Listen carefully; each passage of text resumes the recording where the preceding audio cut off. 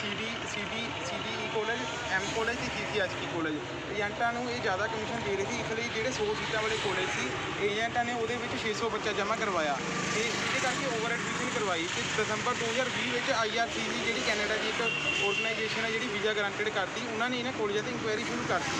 ਜਿਸ ਦੇ ਸਿਸਟਮ ਬੱਚੇ ਬਣ ਗਏ। ਜਿਹੜਾ ਰਿਜ਼ਲਟ ਸਾਨੂੰ 30 ਦਿਨਾਂ ਵਿੱਚ ਆਉਣਾ ਚਾਹੀਦਾ ਸੀ ਉਹ ਇਸ ਇਨਕੁਆਇਰੀ ਕਰਕੇ ਏਜੰਟਾਂ ਦੀ ਗਲਤੀ ਕਰਕੇ 1 ਸਾਲ ਬਾਅਦ ਆਇਆ।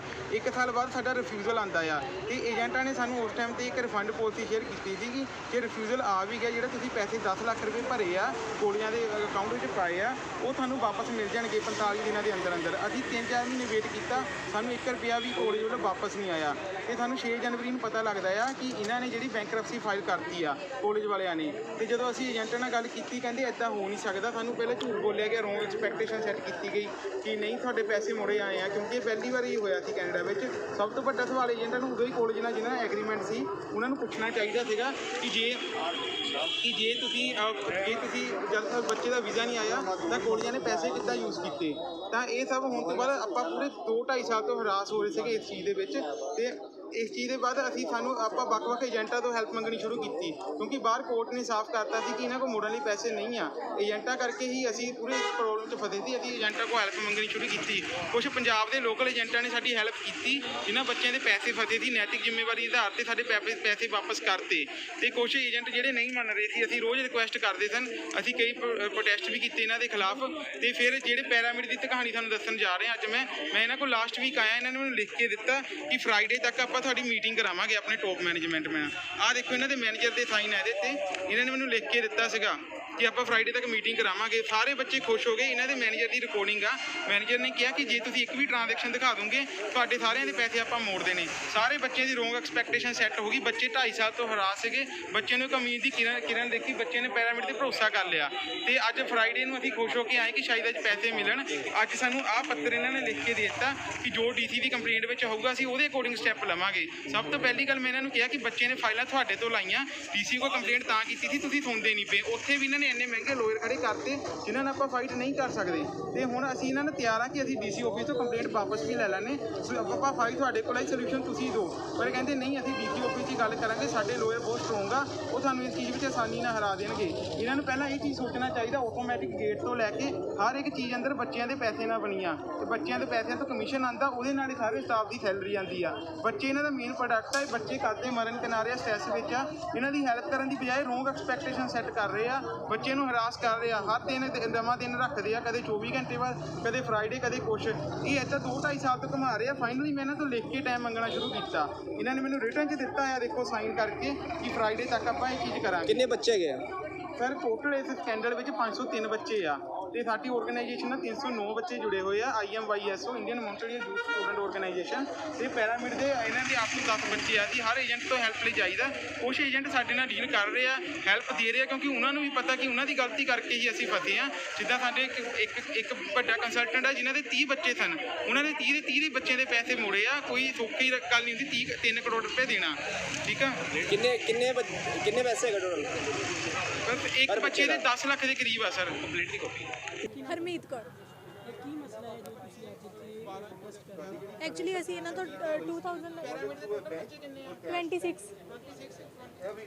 ਤੋਂ 2019 ਵਿੱਚ ਅਪਲਾਈ ਕੀਤਾ ਹੋਇਆ ਸੀਗਾ। ਇਹਨਾਂ ਨੇ ਮੈਨੂੰ M ਕਾਲਜ ਦਿੱਤਾ ਸੀ ਜਦ ਕਿ ਮੇਰੇ ਬੈਂਡ 6.5 ਸੀਗੇ ਤੇ ਮੇਰੀ ਪ੍ਰੈਫਰੈਂਸ ਵੀ ਮੌਂਟਰੀਅਲ ਵਾਲੀ ਸਾਈਡ ਬਿਲਕੁਲ ਨਹੀਂ ਸੀਗੀ, ਕਿਉਂਕਿ ਮੇਰਾ ਕੋਈ ਉੱਥੇ ਨੋਨ ਨਹੀਂ ਹੈਗਾ ਤੇ ਮੈਂ ਉੱਧਰ ਨਹੀਂ ਜਾਣਾ ਚਾਹੁੰਦੀ ਸੀ।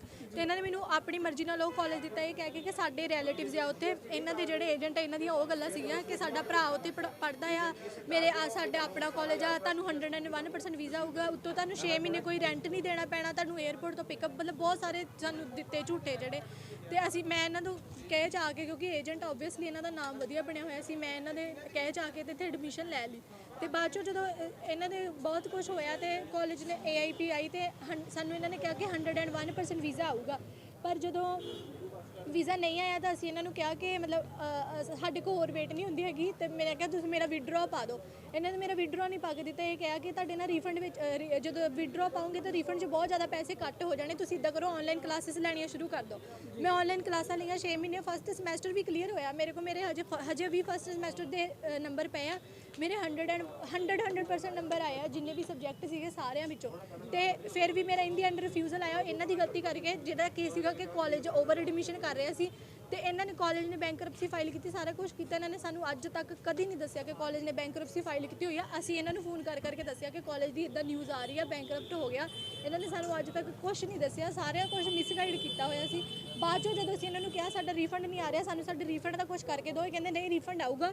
ਜੇ ਤੁਹਾਡਾ ਥੋੜੇ ਦਿਨਾਂ 'ਚ ਰੀਫੰਡ ਨਹੀਂ ਹੋਊਗਾ, 45 ਡੇਜ਼ ਦਾ ਟਾਈਮ ਪੀਰੀਅਡ ਸੀ, ਅਗਸਤ 'ਚ ਮੇਰਾ ਰਿਫਿਊਜ਼ ਆਇਆ, ਜੇ ਤੁਹਾਡਾ ਥੋੜੇ ਦਿਨਾਂ ਵਿੱਚ ਰੀਫੰਡ ਨਹੀਂ ਆਇਆ ਤਾਂ ਅਸੀਂ ਤੁਹਾਨੂੰ ਆਪਣੇ ਅਕਾਊਂਟਸ ਵਿੱਚੋਂ ਪੈਸੇ ਪਵਾ ਕੇ ਦੇਵਾਂਗੇ। ਜਦ ਕਿ ਹੁਣ ਇਹ ਇਸ ਗੱਲ ਤੋਂ ਵੀ ਮੁੱਕਰ ਰਿਹਾ ਤੇ ਕਹਿ ਰਿਹਾ ਤੁਸੀਂ ਡੀਸੀ ਕੋਲ ਗਏ ਆ, ਹੁਣ ਜੋ ਡੀਸੀ ਕਹੂਗਾ ਅਸੀਂ ਉਹੀ ਕਰਾਂਗੇ, ਤੇ ਇਸ ਕਰਕੇ ਤੁਸੀਂ ਇੱਥੋਂ ਉੱਠ ਕੇ ਚਲੇ ਜਾਓ, ਨਹੀਂ ਤਾਂ ਅਸੀਂ ਪੁਲਿਸ ਬੁਲਾ ਲਾਂਗੇ। ਹੁਣ ਕੀ ਕਹਿੰਦੇ ਪਏ ਆ? ਹੁਣ ਇਹ ਕਹਿ ਰਿਹਾ ਕਿ ਅਸੀਂ ਤੁਹਾਡੀ ਕੋਈ ਹੈਲਪ ਨਹੀਂ ਕਰ ਸਕਦੇ, ਅਸੀਂ ਤੁਹਾਡੇ ਪੈਸੇ ਨਹੀਂ ਦੇ ਸਕਦੇ, ਜਦ ਕਿ ਪਹਿਲਾਂ ਇਹਨਾਂ ਨੇ ਇਹ ਗੱਲ ਕਹੀ ਹੋਈ ਸੀ। ਹਾਂਜੀ ਡੀਸੀ ਅਸੀਂ ਇਹਨਾਂ ਤੋਂ ਪਹਿਲਾਂ ਵੀ ਆ ਕੇ ਬਹੁਤ ਵਾਰੀ ਰਿਕੁਐਸਟਾਂ ਕੀਤੀਆਂ ਕਿ ਪਲੀਜ਼ ਸਾਡੀ ਕੋਈ ਹੈਲਪ ਕਰੋ, ਇਹ ਸਾਨੂੰ ਮੈਂਟਲੀ ਇੰਨਾ ਟੌਰਚਰ ਕਰ ਰਹੇ ਆ, ਸਾਡੇ ਪੇਰੈਂਟਸ ਇੰਨਾ ਸਫਰ ਕਰ ਰਹੇ ਆ, ਅਸੀਂ ਇੰਨਾ ਸਫਰ ਕਰ ਰਹੇ ਆ ਵੀ ਪਲੀਜ਼ ਸਾਡੀ ਕੋਈ ਹੈਲਪ ਕਰੋ। ਤੇ ਫਿਰ ਬਾਅਦ ਚੋਂ ਅਸੀਂ ਜਦੋਂ ਇਹਨਾਂ ਦੀ ਕੰਪਲੇਂਟ ਕੀਤੀ, ਕਿਉਂਕਿ ਸਾਨੂੰ ਵੀ ਕੋਈ ਲੀਗਲ ਸਪੋਰਟ ਚਾਹੀਦਾ ਸੀਗਾ, ਕਿਉਂਕਿ ਸਾਨੂੰ ਧਮਕੀਆਂ ਦੇ ਰਹੇ ਸੀਗੇ ਅਸੀਂ ਪੁਲਿਸ ਬੁਲਾਵਾਂਗੇ, ਅਸੀਂ ਇਦਾਂ ਕਰਾਂਗੇ, ਫਿਰ ਇਸ ਕਰਕੇ ਅਸੀਂ ਕੰਪਲੇਂਟ ਕੀਤੀ ਸੀ ਕਿ ਹਾਂ ਸਾਡਾ ਵੀ ਕੋਈ ਅਪਰ ਹੈਂਡ ਹੋਵੇ। ਪਰ ਨਹੀਂ, ਡੀਸੀ ਤੱਕ ਵੀ ਇਹਨਾਂ ਦੇ ਵੱਡੇ ਵੱਡੇ ਲਾਇਰਸ ਆ, ਇਹ ਸਾਰੇ ਉੱਥੇ ਆ ਕੇ ਸਾਨੂੰ ਸਟੂਡੈਂਟਸ ਨੂੰ ਕਿੱਥੇ ਬੋਲਣ ਦਿੰਦੇ ਆ।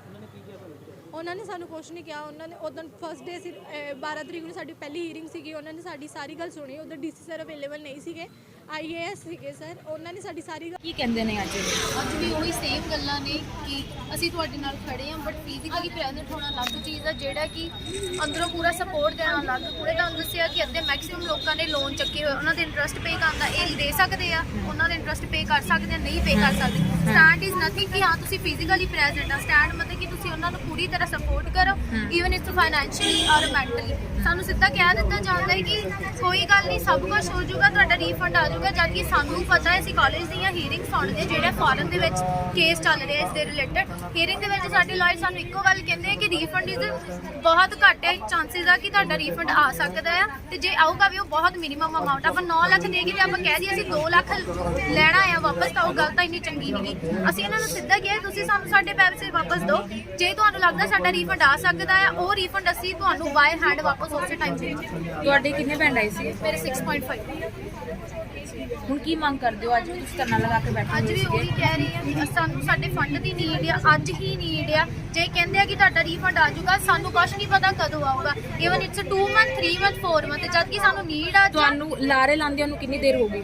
ਅਸੀਂ ਮੈਮ ਬਹੁਤ ਚਿਰ ਤੋਂ ਲਾ ਰਹੇ ਹਾਂ ਵਿੱਚਾਂ, ਬਟ ਜੇ ਐਕਚੁਅਲ 'ਚ ਦੱਸੀਏ ਤਾਂ ਹੁਣ ਅਸੀਂ ਜੇ ਪੂਰੀ ਸਾਡੀ ਦਾ ਇੱਕ ਪ੍ਰੋਪਰ ਸਾਰਾ ਕੁਝ ਲੈ ਗਿਆ ਹੈ ਰਿਟਰਨ ਦੇ ਵਿੱਚ, ਤਾਂ ਸਾਡੀ ਇਹਨਾਂ ਦੀ ਉਸ ਦਿਨ ਗੱਲ ਹੋਈ ਸੀ ਤਾਂ ਮੈਮ ਨੇ ਕਿਹਾ ਸੀਗਾ ਕਿ ਤੁਸੀਂ ਸਾਨੂੰ ਟਾਈਮ ਦਿਓ, ਆਪਾਂ ਤੁਹਾਨੂੰ ਇਸ ਦਿਨ ਮਿਲਾਂਗੇ, ਮਤਲਬ ਅੱਜ ਸ਼ੁੱਕਰਵਾਰ ਮਿਲਾਂਗੇ, ਜਦ ਕਿ ਸ਼ੁੱਕਰਵਾਰ ਵੀ ਸੇਮ ਵਰਡਿੰਗ ਆ ਕਿ ਸੋਲੂਸ਼ਨ ਦੇ ਦਿੱਤਾ ਜਾਊਗਾ। ਹਜੇ ਸਾਡੀ MD ਦੇ ਨਾਲ ਗੱਲ ਨਹੀਂ, ਤੇ ਜਦ ਕਿ ਇੰਨਾ ਟਾਈਮ ਹੋ ਗਿਆ ਤੁਹਾਡੀ MD ਦੇ ਨਾਲ ਗੱਲ ਹੀ ਨਹੀਂ, ਕਿਉਂ ਨਹੀਂ?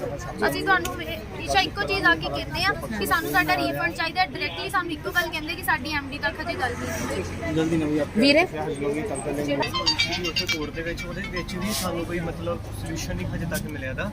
ਅਸੀਂ ਉਹ ਇਹੋ ਕਰਦੇ ਆ ਕਿ ਸਾਨੂੰ ਡੀਸੀ ਸਾਹਿਬ ਇਨਸਾਫ ਦਿਲਾਉਣ, ਕਿਉਂਕਿ ਸਾਡੇ ਕੋਲ ਲਾਸਟ ਇੱਕ ਉਹ ਆਪਸ਼ਨ ਆ ਜੋ ਇਹਨਾਂ ਨੇ ਕਿਹਾ ਆ ਕਿ ਮਤਲਬ ਪਿਰਾਮਿਡ ਜੋ ਵੀ ਆ, ਜੋ ਸਾਨੂੰ ਡੀਸੀ ਸਾਹਿਬ ਕਹਿਣਗੇ ਅਸੀਂ ਉਹਦੇ ਮੁਤਾਬਕ ਚੱਲਾਂਗੇ।